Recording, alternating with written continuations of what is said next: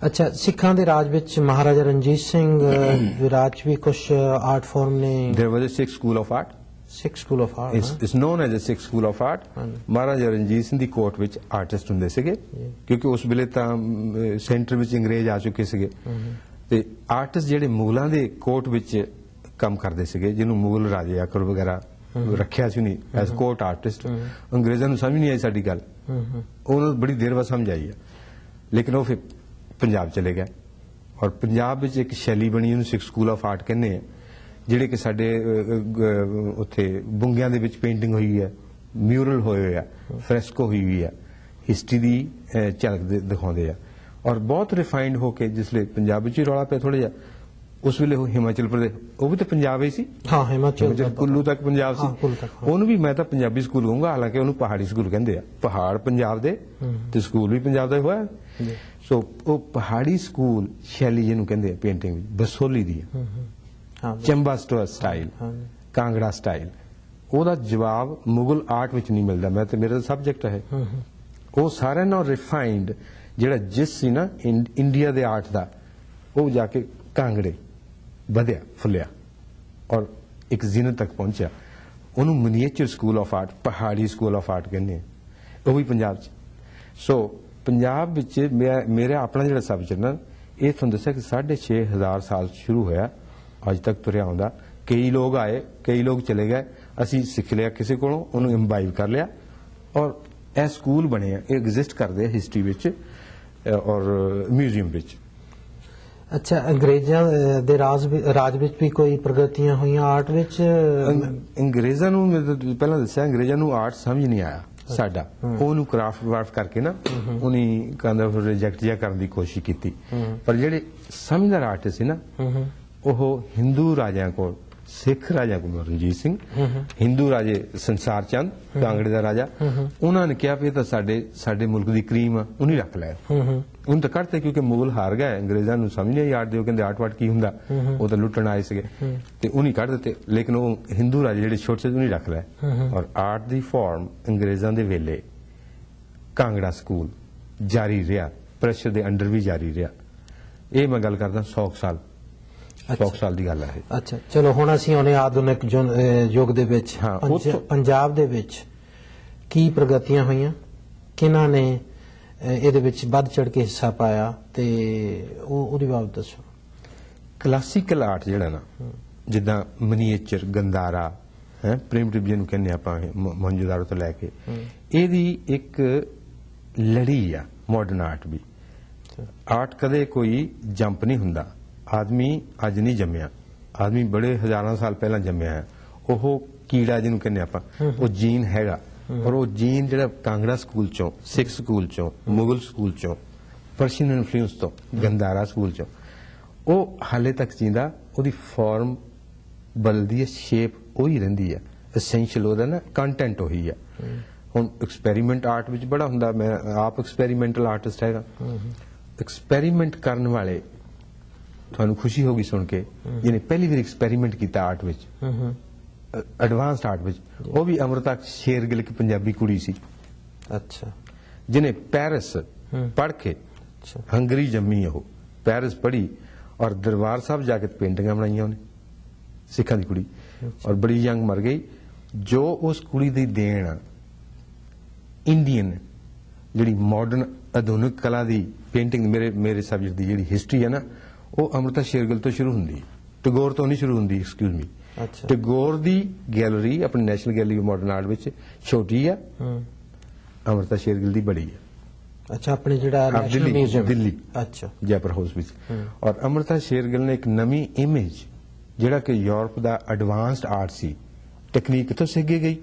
Subject matter ਉਹੀ ਮੰਜੇ, ਪੀੜੇ ਤੇ ਰਾਗੀ ਦਰਬਾਰ ਸਾਹਿਬ 'ਚ ਰਾਗ ਕਰਦੇ. ਉਹ ਕਮਾਲ ਕਰਤੀ, ਉਹਨੇ ਐਸਾ ਆਰਟ ਕੀਤਾ. ਔਰ ਮੈਂ ਤਾਂ ਉਹਦੇ ਆਰਟ ਤੋਂ ਪਹਿਲਾਂ ਮੈਂ ਮੁਤਾਸਰ ਹੋਇਆ. ਔਰ ਉਹਦੇ ਆਰਟ ਤੋਂ ਮੈਂ ਹੀ ਨਹੀਂ, ਉਹਦੇ ਆਰਟ ਤੋਂ ਸਾਊਥ ਇੰਡੀਅਨ ਆਰਟ ਤੱਕ, ਬੰਬਈ ਤੱਕ, ਦਿੱਲੀ ਤੱਕ, ਬੰਗਾਲ ਤੱਕ ਮੁਤਾਸਰ ਹੋਏ ਆ. ਉਹਨਾਂ ਕੋਲ ਜਿਹੜਾ ਆਪਣਾ ਸਕੂਲ ਸੀ ਨਾ ਪਹਿਲਾਂ, ਬੰਗਾਲੀ ਸਕੂਲ ਆਫ ਆਰਟ ਜਿਹਨੂੰ ਕਹਿੰਦੇ ਆ, ਉਹ ਕੁਝ ਲਿਰਿਕਲ ਜ਼ਿਆਦਾ ਸੀ, ਉਹ 'ਚ ਪਾਵਰ ਨਹੀਂ ਸੀ. ਅੱਛਾ, ਪੰਜਾਬ 'ਚ ਹਮੇਸ਼ਾ ਪਾਵਰ ਹੁੰਦੀ ਆ, ਵਿਗਰ ਹੁੰਦਾ. ਔਰ ਸਾਡੇ ਇੰਟੈਂਸ ਸਰਦੀ, ਇੰਟੈਂਸ ਗਰਮੀ, है, बहुत ज्यादा धुप, बहुत ज्यादा फिर मीह और फिर बहुत ज्यादा ठंड और किते रेता किते बहुत ही सब्ज है। सो ऐसे कंट्रास्ट ਵਿੱਚ ਆਪਾਂ ਪੈਦਾ ਹੋਏ ਆ। ਉਸ ਕੰਟਰਾਸਟ ਵਿੱਚ ਜਿਹੜੇ ਨਾ ਜਾਨ ਹੁੰਦੀ ਆ, ਰੀੜ ਦੀ ਹੱਡੀ ਜਿਹੜੀ ਕਲਚਰ ਦੀ ਸਟਰੋਂਗ ਹੋ ਜਾਂਦੀ ਆ। ਸਟਰੋਂਗ ਦੇ ਵਿੱਚ ਵਿਗਰ ਹੁੰਦਾ। ਪੰਜਾਬ ਦਾ ਆਰਟ, ਮੈਂ ਆਪਣੇ ਆਰਟ ਸਕੂਲ 'ਚ ਜਦੋਂ ਸਿਮਲੇ ਪੜ੍ਹਦਾ ਸੀ ਉਹਨੂੰ ਕਹਿੰਦਾ ਹੁੰਦਾ ਸੀ ਕਿ ਪੰਜਾਬ ਦੇ ਆਰਟਿਸਟ ਵਿੱਚ ਵਿਗਰ ਹੋਣਾ ਚਾਹੀਦਾ, ਕਰੇਜ ਹੋਣਾ ਚਾਹੀਦਾ, ਗਰਮੀ ਹੋਣੀ ਚਾਹੀਦੀ ਹੈ, ਸਰਦੀ ਵੀ ਹੋਣੀ ਚਾਹੀਦੀ ਹੈ। ਔਰ ਉਹ ਅੰਮ੍ਰਿਤਾ ਸ਼ੇਰਗਿੱਲ 'ਚ ਸਾਰੀਆਂ ਚੀਜ਼ਾਂ ਸੀ। ਅੱਛਾ, ਇਹ ਅੰਮ੍ਰਿਤਾ ਨੇ ਜਿਹੜੀ ਚੀਜ਼ ਉਹ ਤੇ ਕਾਫੀ ਪਾਇਆ ਪੂਰਨਿਆ ਤੇ ਲੋਕ ਚੱਲ ਰਹੇ ਆ ਔਰ ਉਹ ਤੋਂ ਕਾਫੀ ਤੁਸੀਂ ਵੀ ਮੁਤਾਸਰ ਹੋਏ ਆ। ਇਹ ਜਿਹੜਾ ਪੰਜਾਬ ਦੇ ਵਿੱਚ ਕੈਲੰਡਰ ਆਰਟ ਆ ਨਾ, ਇਹਦੀ ਬਾਬਤ ਤੁਹਾਡਾ ਕੀ ਖਿਆਲ ਹੈ? ਇਹ ਮੇਰਾ ਖਿਆਲ ਡੀਜਨਰੇਟ ਹੋ ਕੇ ਨਾ ਬੰਗਾਲੀ ਸਕੂਲ ਆਫ ਆਰਟ ਜਿਹੜਾ, ਸਾਡੇ ਕੁਝ ਆਰਟਿਸਟ ਕਲਕੱਤੇ ਚਲੇ ਗਏ ਸੀਗੇ, ਉੱਥੋਂ ਨਹੀਂ ਕੁਝ ਫਿਰ ਫਿਲਮ ਇੰਡਸਟਰੀ ਚੱਲਣ ਲੱਗ ਪਈ, ਉਹਦੇ ਪੋਸਟਰਬਾਜੀ ਤੇ ਕੈਲੰਡਰਬਾਜੀ ਚੱਲਣ ਲੱਗ ਪਈ।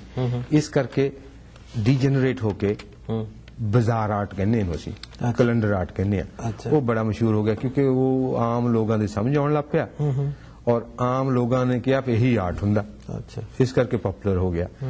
ਲੇਕਿਨ ਉਹਦੀ ਜਿਹੜੀ ਮੈਨੂੰ ਤਕਲੀਫ ਆ ਉਹ ਇਹ ਆ ਕਿ ਉਹਨੇ ਖਿਆਲ ਦੀ ਐਡਵਾਂਸਮੈਂਟ ਨੂੰ ਰੋਕ ਦਿੱਤਾ। ਤੇ ਮੈਂ ਆਪ ਵੀ ਤਾਂ ਸਾਡੇ ਘਰ ਵੀ ਕੈਲੰਡਰ ਲੱਗੇ ਹੁੰਦੇ ਸੀ ਚਾਚੂ ਕੀ, ਤੁਹਾਡੇ ਘਰ ਵੀ ਲੱਗੇ ਹੋ ਕੈਲੰਡਰ। ਉਹ ਕੈਲੰਡਰ ਮੱਥੇ 'ਚ ਲੱਗਦੇ ਬੱਚੇ ਦੇ ਜੰਮਦੇ ਦੇ, ਉਹ ਬੱਚਾ ਕਿੱਥੋਂ ਨਿਕਲ ਜਾਓ ਕੈਲੰਡਰਾਂ 'ਚ। ਉਹਨੂੰ ਅੰਮ੍ਰਿਤਾ ਸ਼ੇਰਗਿੱਲ ਦਾ ਮੈਨੂੰ ਤੁਸੀਂ ਪੜ੍ਹੇ ਲਿਖੇ ਪੰਜਾਬੀ ਨੂੰ ਪੁੱਛ ਲਓ, ਪਤਾ ਹੀ ਨਹੀਂ ਕੀ ਹੁੰਦਾ, ਜਦ ਕਿ modern history of modern art the mother ਕਹੀ ਜਾਂਦੀ ਇੰਡੀਆ ਵਿੱਚ। ਉਹ ਆਪਣੀ ਪੰਜਾਬੀ ਨੂੰ ਪਤਾ ਨਹੀਂ। ਸੋਭਾ ਸਿੰਘ ਦਾ ਜ਼ਿਆਦਾ ਪਤਾ ਕਿਉਂਕਿ ਕੈਲੰਡਰਬਾਜੀ ਆ ਉਹ। ਨਾ ਕੈਲੰਡਰ ਮੈਸੇਜ ਦਿੰਦਾ, ਸਪਿਰਿਚੁਅਲ ਮੈਸੇਜ ਦਿੰਦਾ, ਬੜਾ ਕੁਇਕ ਇਮੋਸ਼ਨਲ ਜਿਹੜਾ ਕਿ ਪਾਲ ਹੋ ਜਾਂਦਾ, ਥੋੜੀ ਦੇਰ ਤੋਂ ਬਾਅਦ ਡਿੱਗ ਪੈਂਦਾ। ਮੇਰੇ ਲਈ ਆਰਟ ਜਿਹੜਾ ਨਾ ਉਹ ਸਦੀਵੀ ਰਹਿਣਾ ਚਾਹੀਦਾ, ਉਹ 'ਚ ਜਾਨ ਐਸੀ ਹੋਣੀ ਚਾਹੀਦੀ ਹੈ, ਉਹ 'ਚ ਵਿਗਰ, ਉਹਦੇ ਵਿੱਚ ਵਾਈਟੈਲਿਟੀ ਇੰਨੀ ਹੋਣੀ ਚਾਹੀਦੀ ਆ ਕਿ ਉਹ ਦੀਵਾਰ ਤੇ ਲੱਗਾ ਨਾ ਜੀਣਾ ਰਵੇ ਸਦਾ ਲਈ। ਇਹ ਤਾਂ ਹੁਣ ਸਟੋਰੀਆਂ ਨਾਲ ਜਿਹੜਾ ਕੈਲੰਡਰ ਦੀ, ਫਿਰ ਕੈਲੰਡਰ ਦਾ ਮਤਲਬ ਹੁੰਦਾ ਸਟੋਰੀ। ਆਰਟ ਸਟੋਰੀ ਤਾਂ ਮਹੰਜੋਦਾਰ ਤੋਂ ਸ਼ੁਰੂ ਹੋਈ ਹੈ, ਆਰਟ ਦੀ ਸਟੋਰੀ ਤਾਂ ਕੇਵਮੈਨ ਤੋਂ ਸ਼ੁਰੂ ਹੋਈ ਹੈ। ਠੀਕ ਹੈ। ਜਿਸ ਵੇਲੇ ਕੋਈ ਵੀ ਸਟੋਰੀ ਨਹੀਂ ਹੁੰਦੀ ਸੀ, ਲੈਂਗੁਏਜ ਨਹੀਂ ਹੁੰਦੀ ਸੀ, ਆਰਟ ਤੇ ਲੈਂਗੁਏਜ ਆਰਟ ਵਿੱਚੋਂ ਨਿਕਲੀ ਹੈ। ਸਾਨੂੰ ਜਿਹੜੇ ਵੀ ਲੋਕਾਂ ਦਾ ਪਤਾ ਲੱਗਦਾ ਉਹ ਉਹਨਾਂ ਦੇ ਆਰਟ ਦੇ ਜਿਹੜੇ ਰੈਲਿਕਸ ਮਿਲੇ ਉੱਥੋਂ ਪਤਾ ਲੱਗਦਾ। ਤੇ ਜੇ ਕੈਲੰਡਰ ਮਿਲਣ ਲੱਗ ਪਿਆ ਕੱਲ ਨੂੰ ਸਾਨੂੰ ਪਤਾ ਲੱਗਣਾ ਕੈਲੰਡਰ ਕਲਚਰ ਸੀਗੀ ਪੰਜਾਬ 'ਚ। ਸੋ ਮੈਂ ਇਹਦੇ ਬੜਾ ਵਿਰੋਧ ਰਿਹਾ ਔਰ ਅਸੀਂ ਪੰਜਾਬ 'ਚ ਕਈ ਲੋਕ ਇਕੱਠੇ ਹੋ ਕੇ ਅਸੀਂ ਕਿਸਮ ਦਾ ਜਹਾਦ ਵੀ ਕੀਤਾ ਦੇ ਗਏ, ਮੈਂ ਹਾਲੇ ਵੀ ਕਰਦਾ। ਮੈਂ ਉਹਦੇ ਖਿਲਾਫ ਨਹੀਂ ਹੈਗਾ, ਲੇਕਿਨ ਆਰਟ ਉਹ ਨਹੀਂ ਹੁੰਦਾ ਇਹ ਕਹਿੰਦਾ ਮੈਂ। ਕੈਲੰਡਰ ਹੁੰਦਾ, ਪੇਂਟਿੰਗ ਹੁੰਦੀ। ਠੀਕ ਹੈ, ਆਪਾਂ ਏਦਾਂ ਕਰਾਂਗੇ, ਆਪਾਂ ਇਹ ਗੁਫ਼ਤਗੂ ਜਾਰੀ ਰੱਖਾਂਗੇ। ਅਗਲੇ ਪ੍ਰੋਗਰਾਮ ਵਿੱਚ ਅਸੀਂ ਸ਼ੋਅ ਕਰਨਾ ਚਾਹਾਂਗੇ ਤੁਹਾਡੇ ਕਲਾ ਦੇ ਕੁਝ ਨਮੂਨੇ। ਤੇ ਤੁਸੀਂ ਬੜੀ ਅੱਜ ਕਿਰਪਾ ਕੀਤੀ ਹੈ ਸਟੂਡੀਓ 'ਚ ਆ ਕੇ ਸਾਡੇ ਦਰਸ਼ਕਾਂ ਨੂੰ ਇਹ ਦੱਸਿਆ ਪਈ ਆਰਟ ਹਿਸਟਰੀ ਦੀ ਬੈਕਗ੍ਰਾਉਂਡ ਤਾਂ ਹੋਣੀ ਬਹੁਤ ਜ਼ਰੂਰੀ ਹੈ, ਕਿਉਂਕਿ ਜੇ ਤੁਹਾਨੂੰ ਪਤਾ ਹੀ ਨਹੀਂ ਕਿ ਮੇਰਾ ਪਿੰਡ ਕਿਹੜਾ ਆ ਤੇ ਫਿਰ ਮੈਂ ਕਿਹਦੇ ਨਾਲ ਜੁੜੂੰਗਾ, ਮੇਰੀ ਰੂਟ ਕਿਹੜੀ। ਹਿਸਟਰੀ ਮੀਨਸ ਰੂਟ ਮੀਨ ਜੀਨ ਹੈ, ਬੀਜ। ਤੁਸੀਂ ਦਰਖਤ ਨੂੰ ਜਾਣਨ ਦੀ ਕੋਸ਼ਿਸ਼ ਕਰੀ ਜਾਂਦੇ ਆ, ਉਹਦਾ ਬੀਜ ਜਿਸ ਚੋਂ ਦਰਖਤ ਨਿਕਲਿਆ ਉਹ ਜਾਣ ਲਓ, ਆਪੇ ਦਰਖਤ ਦੇ ਵਿੱਚ ਹੀ ਹੁੰਦਾ ਜੀ। ਔਰ ਮੈਨੂੰ ਬੜੀ ਖੁਸ਼ੀ ਹੋਈ ਕਿ ਤੁਸੀਂ ਦੱਸਿਆ ਵੀ ਪੰਜਾਬੀਆਂ ਦਾ ਆਰਟ ਕਿੰਨਾ ਸ਼ਕਤੀਸ਼ਾਲੀ ਹੈ, ਵੀ ਅਸੀਂ ਕਿੰਨੇ ਵਿਗਰ 'ਚ ਜੇ ਕੋਈ ਵੀ ਚੀਜ਼ ਕਰਦੇ ਆ ਉਹਦੇ ਵਿੱਚ ਕੋਈ ਨਾ ਕੋਈ ਚੀਜ਼ ਹੈ। ਔਰ ਮੈਂ ਇੱਕ ਵਾਰੀ ਫੇਰ ਤੁਹਾਡਾ ਧੰਨਵਾਦ ਕਰਦਾ। Thank you.